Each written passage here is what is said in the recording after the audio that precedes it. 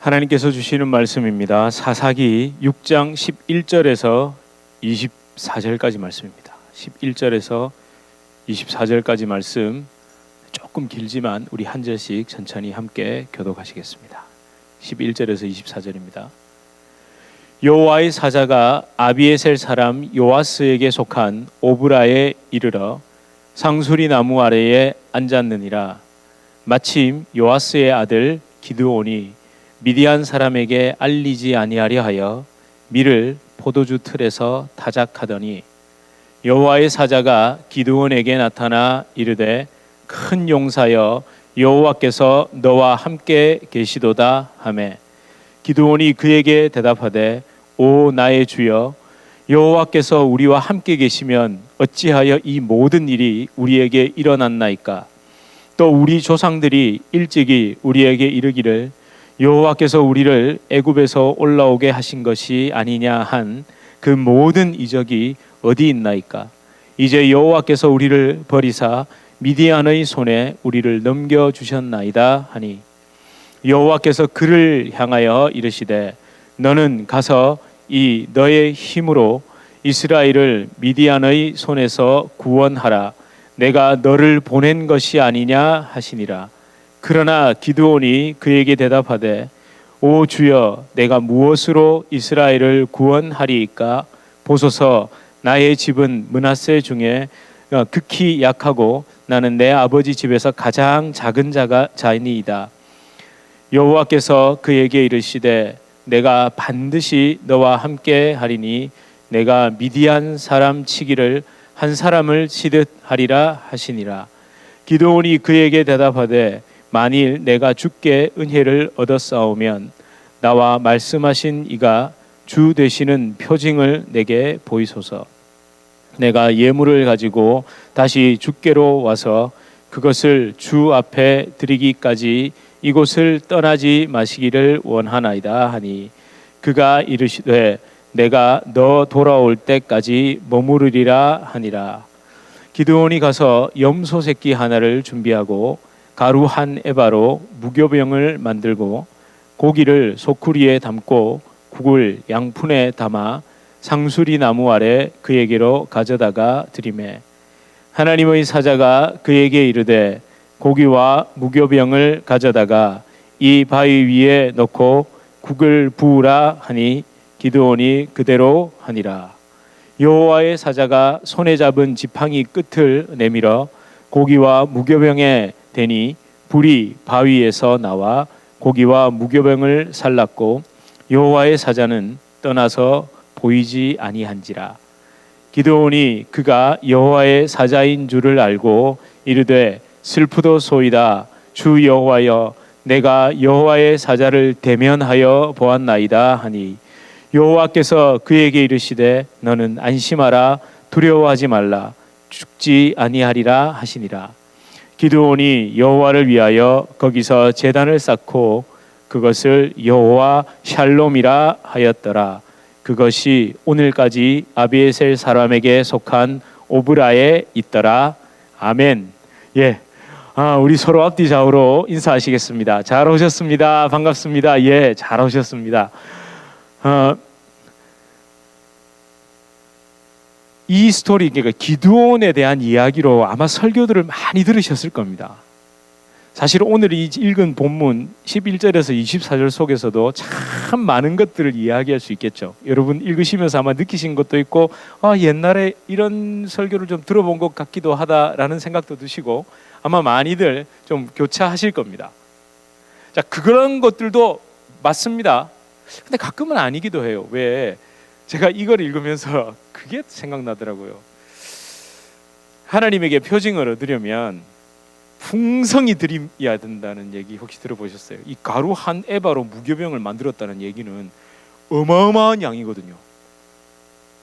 염소 새끼 가지고 국을 만들었다 뭐 이런 거 그래갖고 부어드리니까 하나님이 기쁘게 받으시고 그게 표징이었고 그래서 연약한 기드온을 사용하셨고 뭐 여러 가지 아마 들어보셨을 겁니다.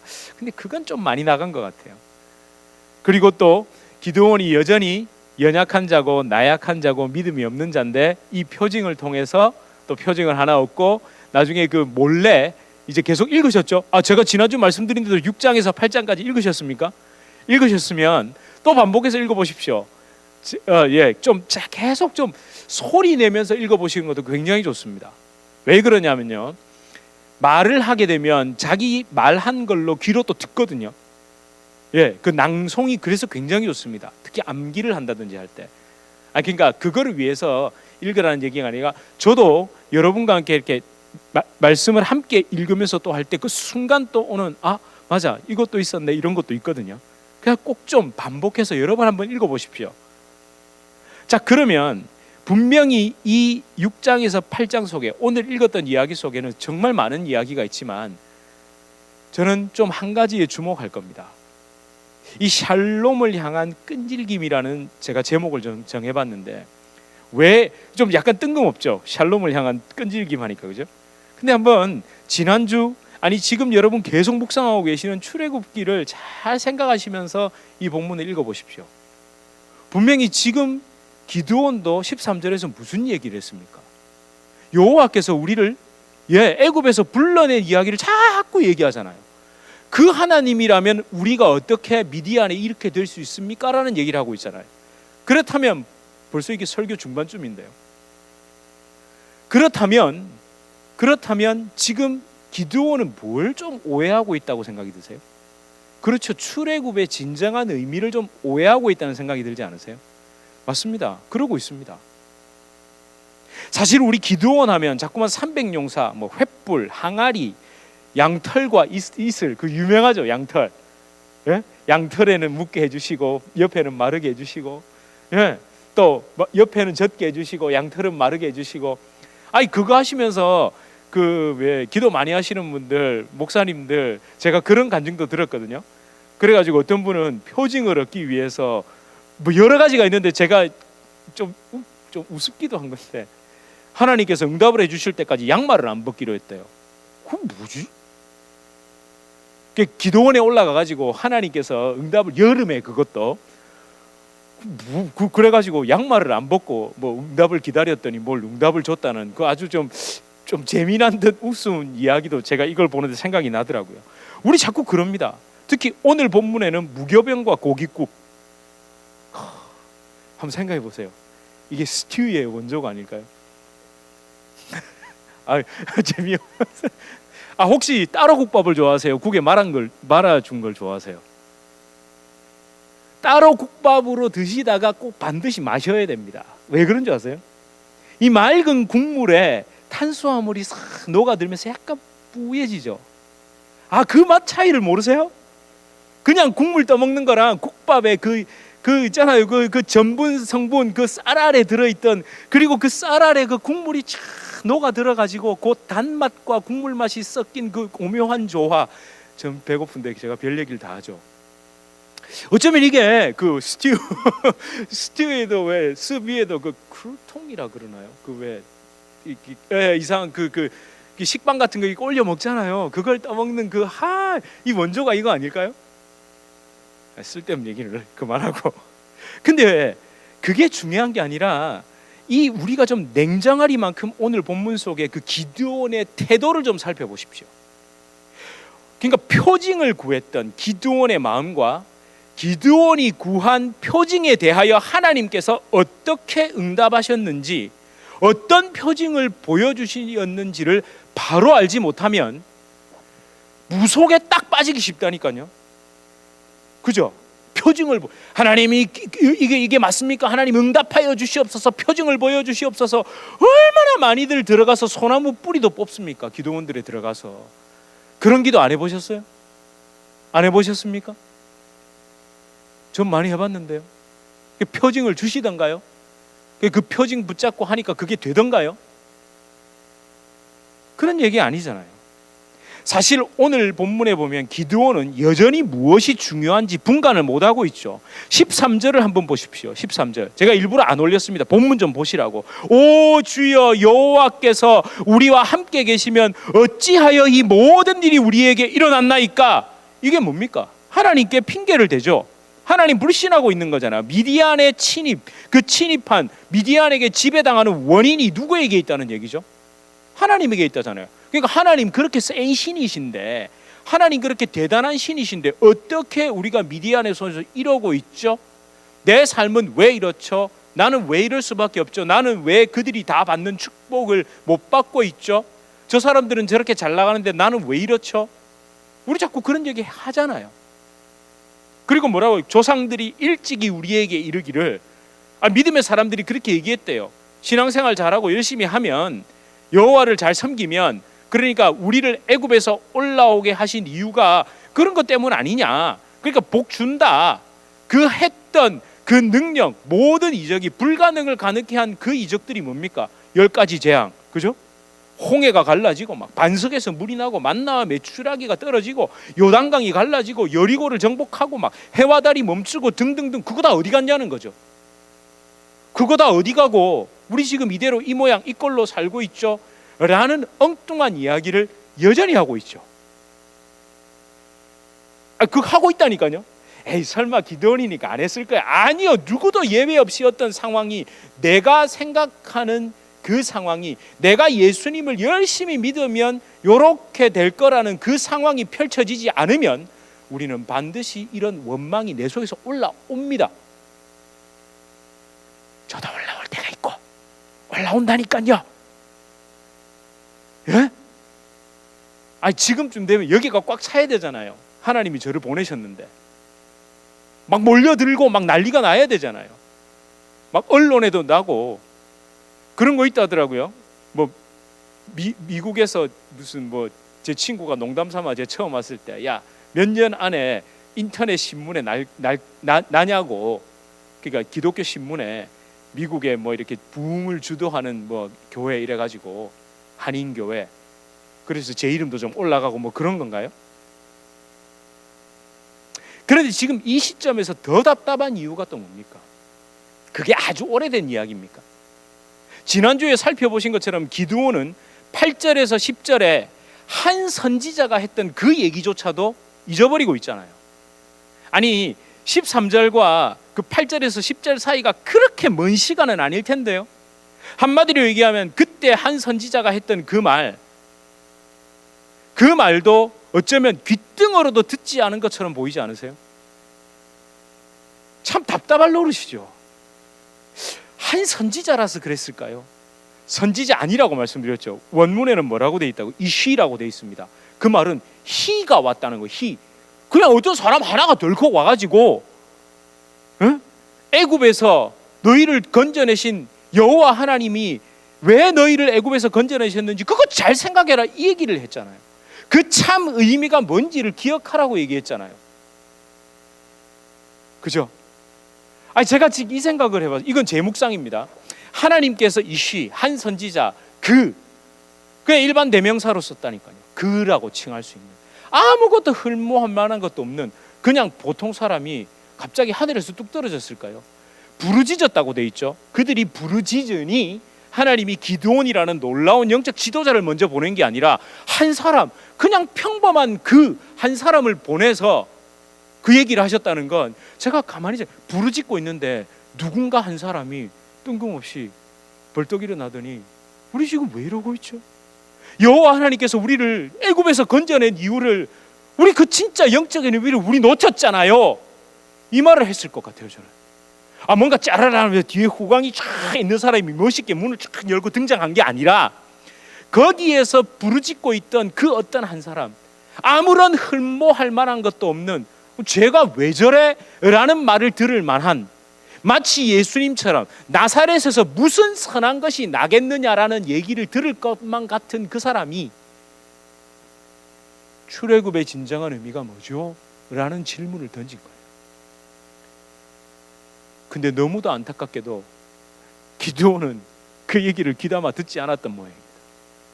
그러고는 미디안이 두려워 포도주 틀에서 밀타작하는 그런 모습을 보여줬다는 거죠. 사실 우리도 다 똑같죠. 더 나을 것도 없고 더 모자랄 것도 없습니다.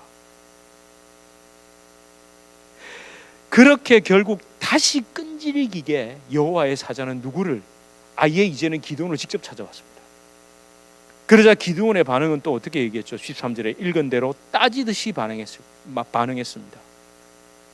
그리고 여러분 다시 15절에서 17절의 행간 읽기를 한 번 더 해보십시오.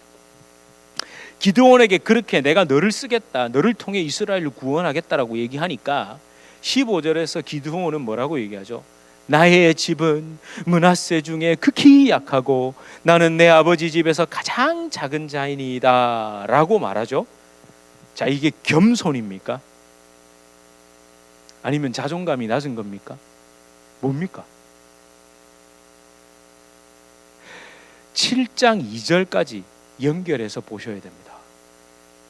사실 요걸 가만히 보십시오. 이 행간 읽기 정말 잘하셔야 됩니다. 7장 2절에 뭐라고 얘기하냐면요, 다음 주쯤 제가 함께 나눌 건데, 스스로 자랑하기를 내 손이 나를 구원하였다 할까 해서. 그렇다면 하나님은 기드온의 특징을 어떻다는 거죠? 너무 잘 알고 있다는 거죠.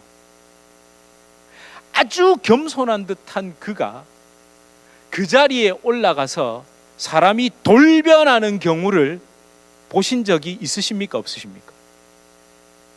예.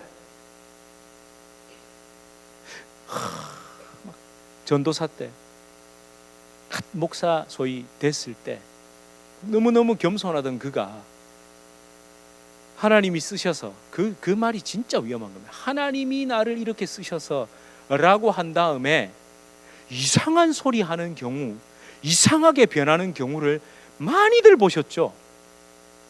원래 교만한 사람은 계속 교만하기 때문에 덜 실망스럽거든요. 안 그러세요? 저는 그렇던데, 저 원래 교만한 사람이 계속 교만하면, 근데 겸손했는데 교만해지면 황당하잖아요. 더 배신감이 느껴질 정도지 않습니까? 하나님은 기드온의 특징을 너무 잘 알고 있었습니다. 그래서 어쩌면 자신의 그 나약함 있잖아요. 사실은 맞아요. 나 별 볼 일 없는 자인데요, 나 이런 자인데요, 그 인정까지는 좋았는데, 요게 성령께서 자기 밑바닥을 비춰줘서 나온 겸손인지, 아니면 왜 겸손하려고 겸손하는 거 아세요? 내가 이렇게 해야만 겸손해라고 해서 하는 겸손, 그게 무섭거든요. 저는 겸손하다는 말을 들어야 훌륭한 사람입니까? 야, 저 목사 정말 자신감이 넘쳐, 막 이렇게 얘기를 들어야 제가 칭찬을 듣는 겁니까? 그렇죠. 겸손해, 저 참 겸손해, 이런 말을 들어야 되죠. 그래서 제가 겸손한 걸 막 하면 그건 복음이 아니라 그냥 직업 의식에 의한 도덕입니다. 그 차이를 아시겠죠? 예. 그 잘 지켜보셔야 됩니다. 저를.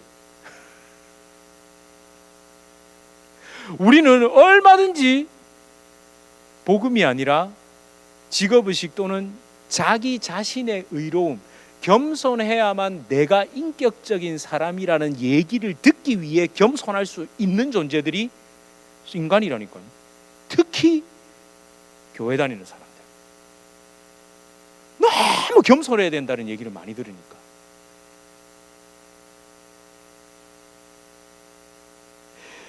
그래서 결국 그가 표징을 구한 이유도 정말 우리 냉정하게 좀 살펴보셔야 됩니다. 어쩌면 기드온은요, 자, 이건 저의 깊은 묵상입니다. 이거 깊은 묵상을 통해서 저를 바라보는 겁니다. 이런 얘기할 때마다 떨립니다.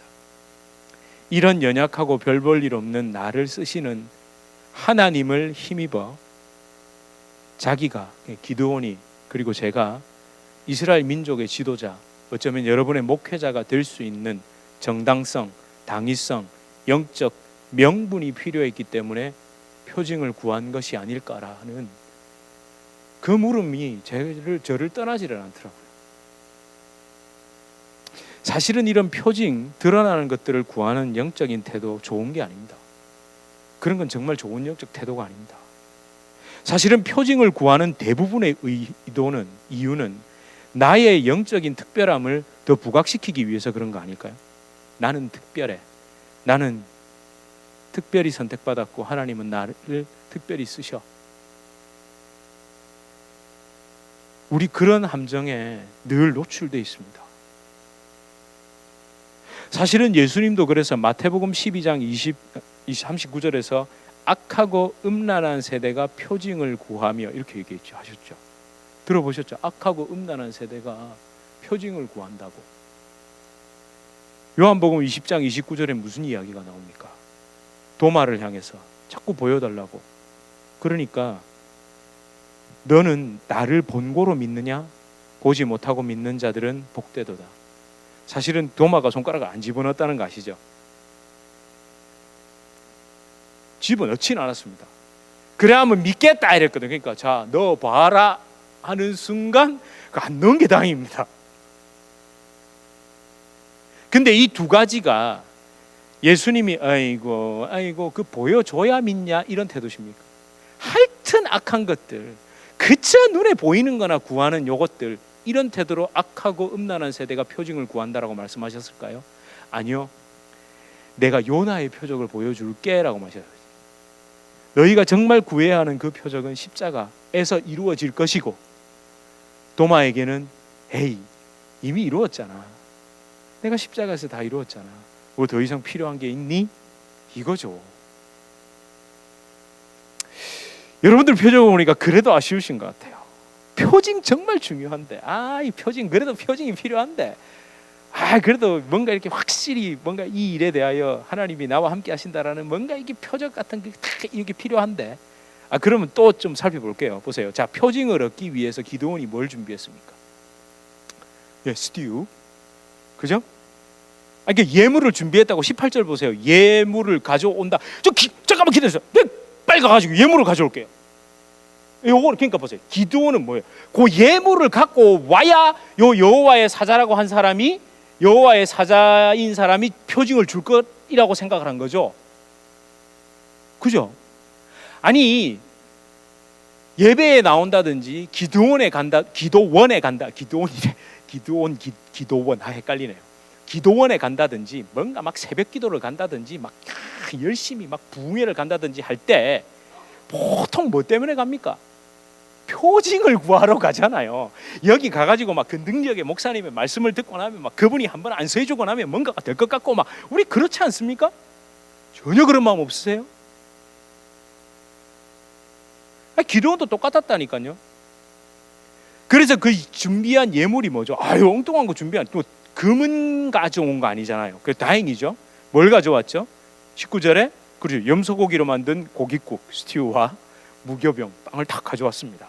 생각만 해도 군침이 돌죠. 여기까지가 다가 아닙니다. 주목해야 할 것이 있습니다. 그 차려진 맛있는 고깃국과 무교병, 그게 표징입니까? 그게 어떻게 된 것이 표징입니까? 불살라진 게 표징이죠. 불살라졌잖아요. 그걸 여호와의 사자가 이렇게 다 먹었나요? 배부르다, 기분 좋네 하고 딱 뭔가를 주었나요? 이걸 알아야 됩니다. 우상은 그걸 자기가 낼름 먹고 기분 좋아서 뭘 내려줍니다. 근데 하나님은 그걸 드시는 분이 아니라 다 불태워 버리십니다. 여러분이 교회에 나와서 드리는 게 재물이 아니죠. 뭡니까? 지난번에 얘기했잖아요. 재물 아닙니까? 재물은 뭡니까? 내 죄를 대신해서 죽은 고기입니다. 죄를 드린 겁니다. 근데 지금 우리가 그걸 더 이상 고기를 가져 나오지 않는 이유는 그 대속의 제사를 누가? 예수님이 완성하셨기 때문에 오늘도 고기 하나 메고 안 나오는 거죠. 대신에 우리는 뭘 찢으며 나와야 됩니까? 우리 심령을 찢으며 나와야 되죠. 절대 그 기도는 목사님이 실수하셨다 이렇게 생각하셔야 됩니다. 하나님 오늘 드려진 제물 위에 축복하시고, 현금 이렇게 안고, 혹시 제가 하나님 오늘 우리 성도님들이 드린 제물에 뭐 이렇게 하면 저놈이 틀렸구나 이러지 마시고, 실수했구나, 말이 잘못 나왔구나 이렇게 생각하셔야 됩니다. 여러분이 갖고 나온 저기 있잖아요. 하나님이 그거 받아가지고 그런 거 하는 거 아닙니다.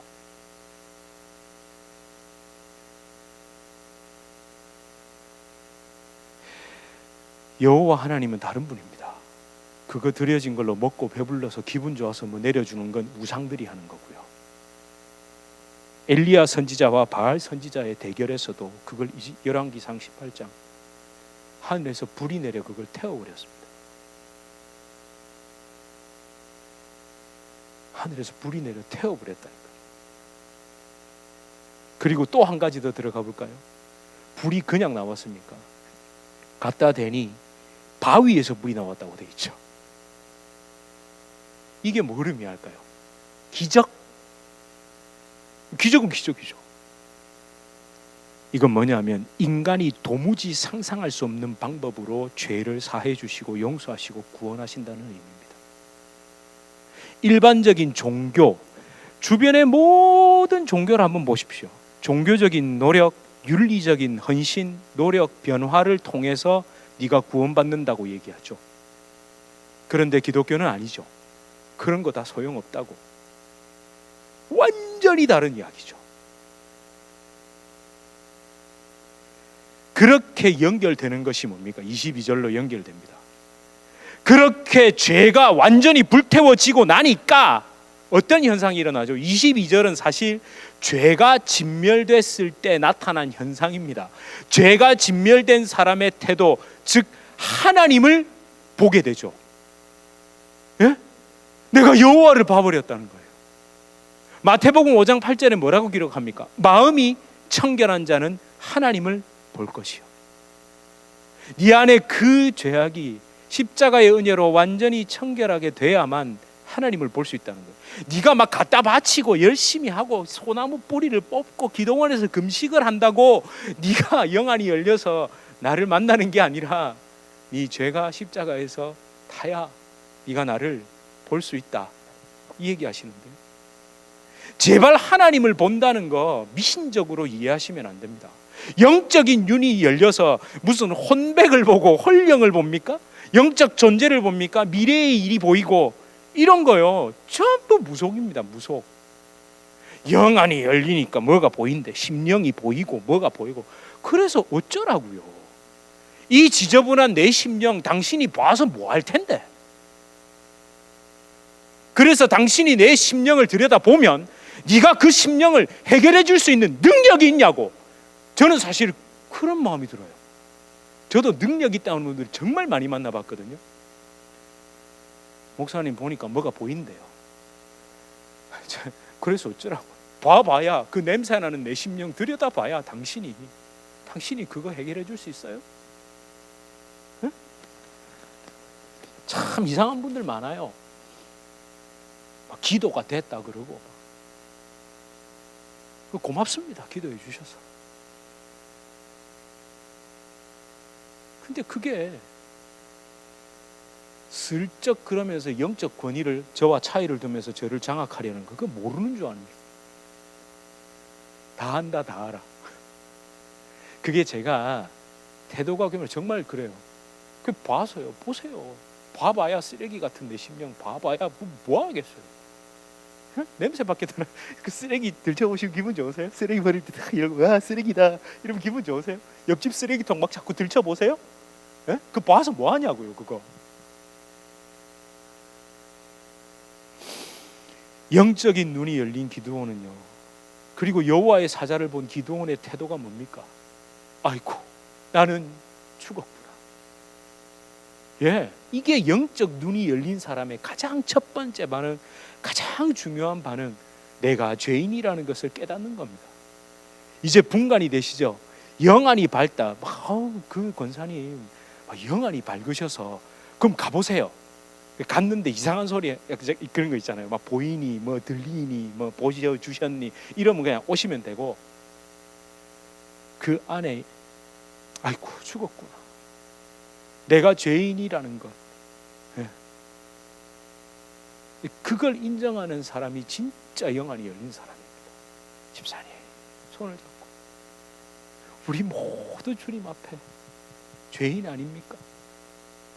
집사님 나한테 얘기할 필요 없다고, 기도 왜 받으러 오셨냐고, 그런 거 필요 없다고, 우리 같이 기도합시다.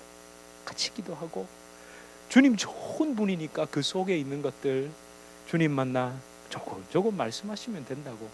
저야 그냥 같이 기도하는 거, 저한테 그런 거 기도 제목 얘기하지 마세요. 괜찮습니다. 이러면 같이 기도하셔도 됩니다. 근데 왜 아주 은근히 이렇게 내가 니보다 좀 더 낫다, 급이 다르다, 나는 뭐 이런 태도를 보이시면 그냥 조용히 다음에 안 가면 됩니다. 영안이 열린 사람들의 고백을 확실히 보여드릴게요. 욥의 고백을 보십시오. 욥기 42장입니다. 함께 한번 읽어보실까요? 시작. 내가 주께 대하여 귀로 듣기만 하였사오나 이제는 눈으로 주를 배움나이다. 그 다음에 그러므로 내가 스스로 거두어 드리고 티끌과 제 가운데에서 회개하나이다. 욥의 마지막 이야기가 이겁니다. 내가 왜 이래야 되죠? 의인의 애매한 고난, 천만의 말씀입니다. 욥의 마지막이라는, 욥기 마지막에 욥이 한 말, 진짜 하나님을 만나고 나니 이 고백이 터지더라는 거죠. 베드로는 어땠습니까? 누가복음이죠. 우리 함께 읽어보겠습니다. 시작. 시몬 베드로가 이를 보고 예수의 무릎 아래에 엎드려 이르되 주여 나를 떠나소서 나는 죄인이로소이다. 사실은 누가복음을 다 읽고 난 다음에 어디로 돌아와야 되겠습니까? 이리로 돌아와야 됩니다. 데오빌로도 그걸 다 읽고 난 다음에 아 그렇구나, 베드로의 이 고백이 내 고백이 돼야 되는구나, 그래서 내가 예수 그리스도 그 십자가 앞에 무릎을 꿇어야 하는구나를 깨달아야 누가복음을 제대로 읽은 거 아닌가요? 우리도 마찬가지죠.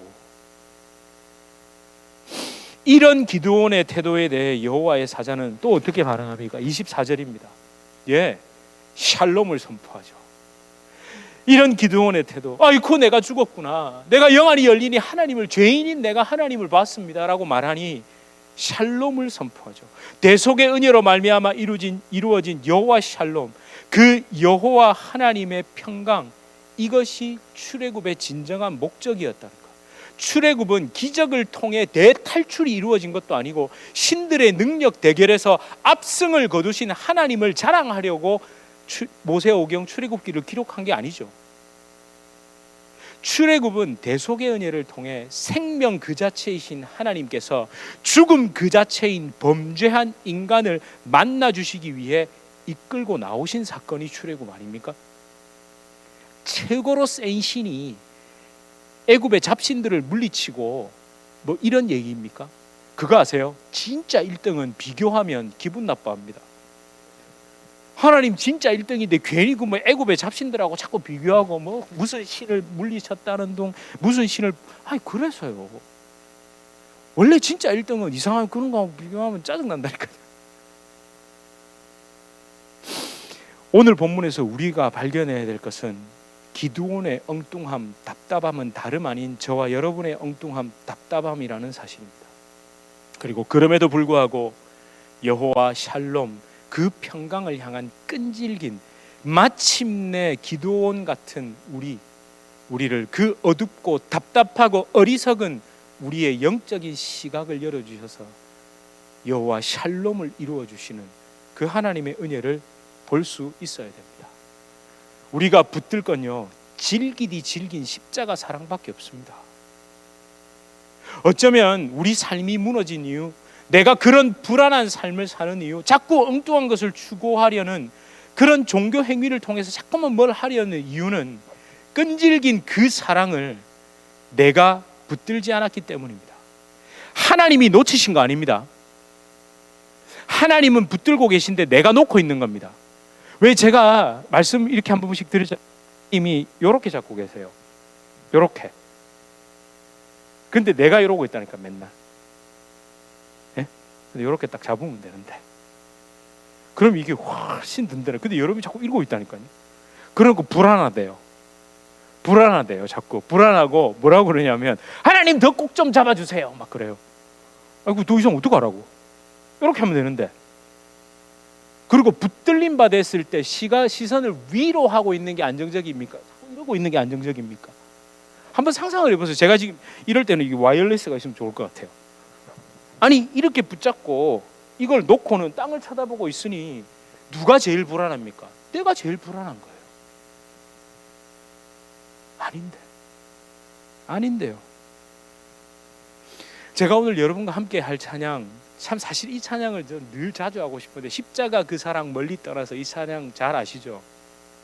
십자가 그 사랑 멀리 떠나서 무너진 나의 삶 속에 잊혀진 주 은혜, 내가 잊어버린 거예요. 내가 이렇게 놓고 있는 거죠. 돌 같은 내 마음을 어루만지사 나를 다시 일으켜 세우신 주를 사랑합니다. 여러분, 진짜 이런 깊은 영적인 자각, 영적인 인정을 해보신 적이 있습니까? 근데 이걸 인정하면요, 어떻게 되는 줄 아세요? 죽은 자처럼 살게 됩니다. 우리의 삶의 태도가 정말 죽은 자처럼 됩니다. 그 끈질긴 사랑, 십자가 사랑에 붙들려 있는지 우리가 알 수 있는 방법은 우리 안에 죽은 자처럼이라는 그 영혼의 자세가 있느냐, 이걸 냉정하게 한번 질문해 보세요. 만약 예라는 답을 하셨다면 죽은 자처럼 살아가는 그 영혼의 자세가 여러분의 삶을 통해 그대로 배어 나온다니까요. 죽은 자를 살리신 여호와 하나님의 능력이 내가 거부할 수 없도록 그게 배어 나온다니까요. 참 교인들과 교회의 안타까움이 뭡니까? 사실은 이 죽은 자처럼 살아가진 않습니다. 뭘 좀 하면, 뭘 좀 이루면, 뭐가 좀 됐다 그러면 너무 끌어올라요. 목회자들, 저는 교회에서 중직자 이런 말 쓰는 거 참 싫어요. 사명자, 헌신자, 소명자 막 이런 말 쓰는 거 있잖아요. 교회 안에서도 신앙의 급을 나누고,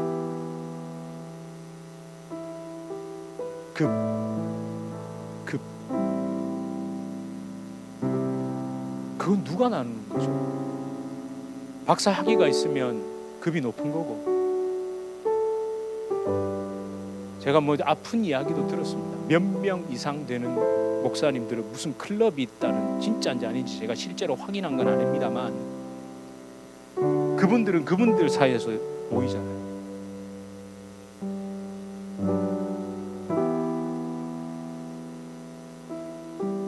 큰 교회일수록 부교역자가 많으면 담임을 나갔느냐 못 나갔느냐에 따라서, 죄송합니다만 여러분들도 그 목사는 이렇고 저 목사는 저렇고 나누게 되죠.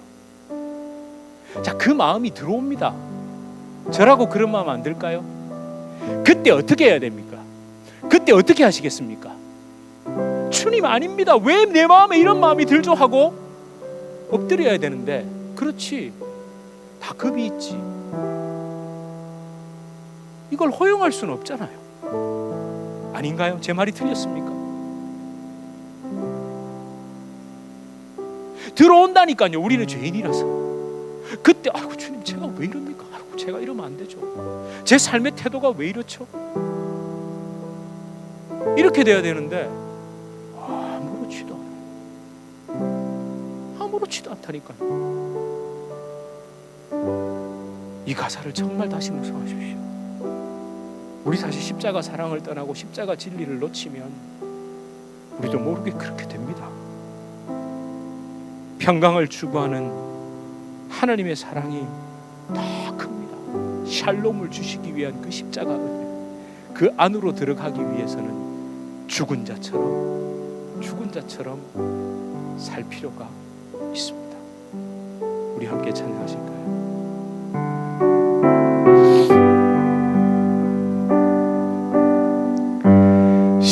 십자가 그 사랑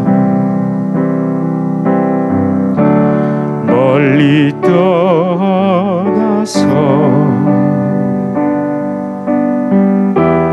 무너진 나의 삶 속에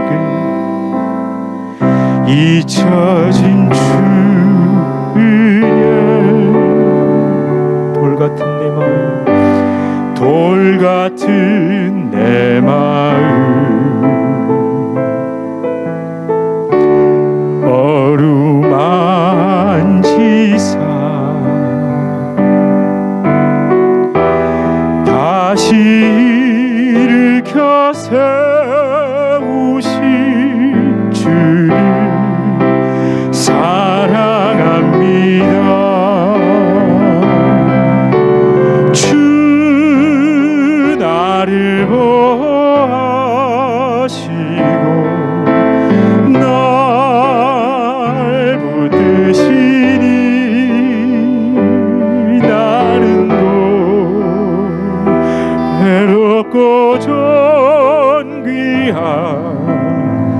주님의 자녀라 주 나를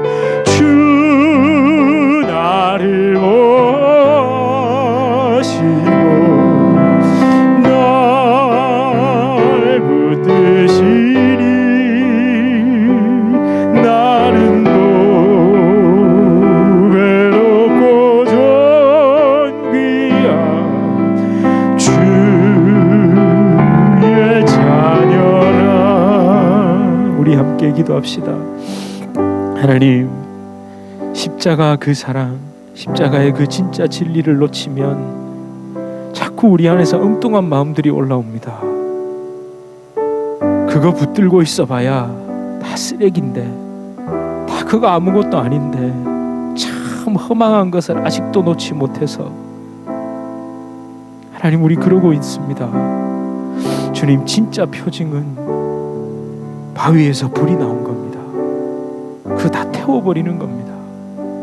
주님께서 십자가에서 이루신 그 은혜를 깊이 묵상하고 또 바라보고 붙잡을 수 있도록 하나님, 우리를 긍휼히 여겨 주시옵소서. 하나님, 우리 주님의 교회와 우리 성도님들과 우리 가정과 우리 모든 삶을 그 십자가 사랑 안에 묶어 주시옵소서. 우리 이렇게 함께 기도하시겠습니다. 하나님, 그리스도의 은혜 가운데 들어가 하나님, 우리 아직도 쓸데없는 것들 찾고, 하나님, 우리 안에 자꾸 주님 아닌 것들로 채워주시옵소서. 주님, 좀 더 있고 좀 더 가지고 좀 더 잘난 것 가지고 왜 자꾸 그러고 있는지 잘 모르겠습니다. 주님, 예수님은 한 선지자이시오. 그냥 그 주여 도와주시옵소서. 하나님,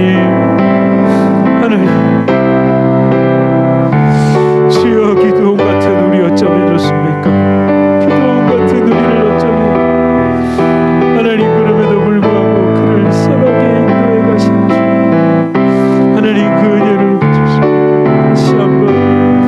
다시 한번 주님 사랑과 은혜를 받아 주시옵소서. 주여, 우리 영혼의 고개가 숙여지게 하시고 주여, 내 안에 죽은 자같이 살아가는 마음이 있게 하옵소서. 하나님, 그렇게 살아도 주님은 우리를 좌절감에 빠뜨리시거나 슬픔 가운데 빠뜨리시는 것이 아니라 주로 회복된 그 기쁨을 하시옵소서. 주여, 성령을 함께 하소서. 주여, 은혜로 함께 하소서. 주의 그 사랑을 함께 하시옵소서. 주님, 두려워하지 않게 하소서. 하나님, 우리 성도님들 기도하시옵소서. 하나님, 감사합니다. 감사합니다. 주님, 도와주시옵소서. 주님, 사랑합니다. 주님, 사랑합니다. 지나간 일들을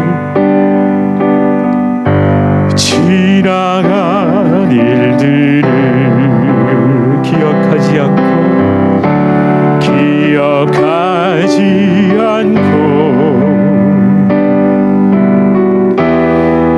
이전에 행한 모든 일 생각지 않으니 사막의 강물과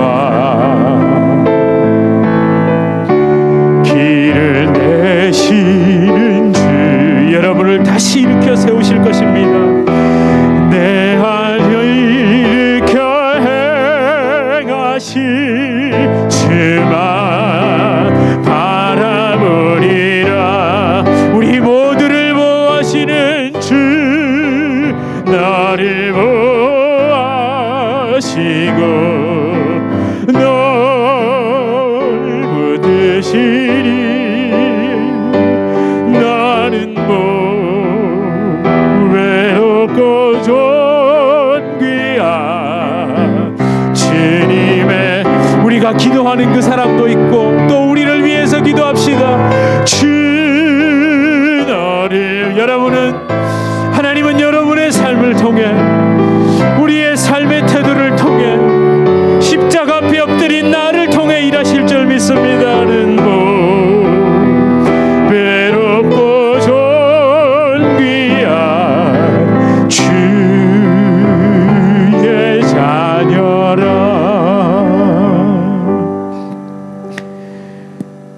하나님, 정말 십자가의 그 끈질긴 사랑, 우리에게 진정한 샬롬, 그 평강을 주시기 위해 창조 때부터, 아니 우리가 타락한 그 순간부터 주님은 일하셨고, 그 출애굽의 놀라운 과정은 질기디 질긴 우리의 죄성과 그 사탄의, 끝까지 우리의 발목을 붙잡고 있는 그 사탄의 악함을 우리 하나님께서 친히 끌어내시고 우리와 평강하시려고, 우리와 함께 하시려고 했던 그 모든 과정임을 기억합니다. 주님, 우리 성도님들의 삶, 그 가정, 그 모든 인생길을 주님 다시 돌아보게 하시고, 하나님, 두려움이 아니라 소망을 가지고 그리스도 십자가 다시 바라보고 붙잡을 수 있도록 하나님 은혜를 내려 주시옵소서. 이미 나를 붙잡고 계신 주님을 마주잡아 그 손목 붙잡을 수 있도록 인도하여 주시옵소서. 우리가 기도하고 있는, 그 간절히 기도하고 있는 모든 영혼들을 위해 함께 기도할 수 있도록 도와주시옵소서. 예수 그리스도 이름으로 간절히 기도드립니다. 아멘. 우리 주 예수 그리스도의 은혜와 하나님 아버지의 극진하신 사랑과 성령 하나님의 위로 교통 교제 충만케 하시는 역사, 끈질긴 십자가의 사랑, 그 샬롬을 향한 하나님의 은혜를 바라볼 수 있게 하시는 성령의 놀라운 역사가 우리 주님의 교회 성도님들과 주님의 교회로 불러주실 주의 귀한 자녀들 개인의 삶, 가정, 생업, 직장, 사업 하시는 모든 일 가운데 이제로부터 영원토록 함께 있을지어다. 아멘.